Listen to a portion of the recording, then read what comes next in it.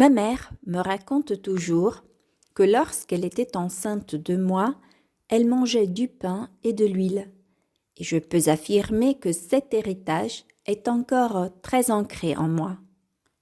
Dans le cadre de mon travail, je prélève des échantillons du lot d'huile fraîchement produit et je les soumets à une analyse gustative et chimique. L'huile dans ces territoires est une affaire sérieuse.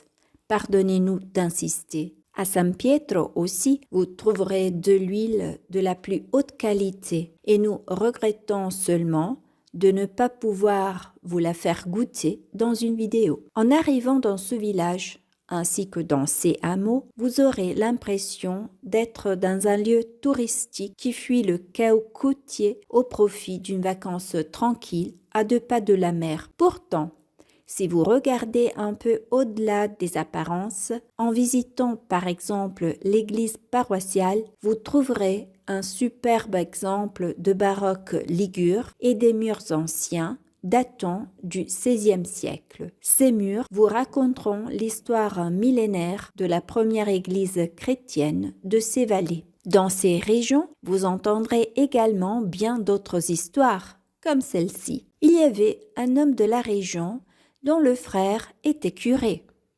Cela le mettait dans l'impossibilité de blasphémer lorsque les choses allaient mal.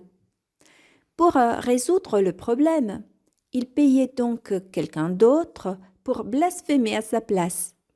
Un beau jour, il confia cette tâche à un certain Francesco.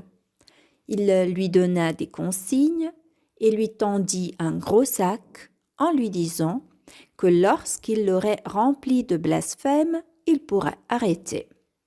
François se mit au travail, mais le temps passait et le sac ne se remplissait pas, jusqu'à ce qu'un ami vienne lui demander ce qu'il faisait. Après avoir obtenu une explication, l'ami l'apostropha. « Mais t'es vraiment con, tu ne vois pas que le sac est troué ?» La foi des populations du passé n'est pas remise en question. Et en effet, lors des fêtes religieuses, les gens invoquent ceux qui peuvent les aider dans les nombreuses petites misères de la vie. Notre sanctuaire était célèbre dans toute la vallée et bien au-delà. Les gens venaient prier pour que la Vierge les guérisse de leurs maux. Parfois, les gens priaient pour des maladies graves, comme la peste ou la typhoïde. Il y a encore beaucoup d'objets déposés ici pour les grâces reçues. On dirait des contes de fées, mais ce ne sont pas des contes de fées. C'est plutôt aujourd'hui qu'on nous raconte des salades. On prie donc, mais on garde à l'esprit qu'en plus de la prière, il faut aussi faire la fête en oubliant pour un jour le tracas quotidien. Un monsieur fabriquait des ballons en papier qui étaient ensuite remplis d'air chaud et lâchés dans le ciel. Ils étaient très beaux et tous décorés de guirlandes.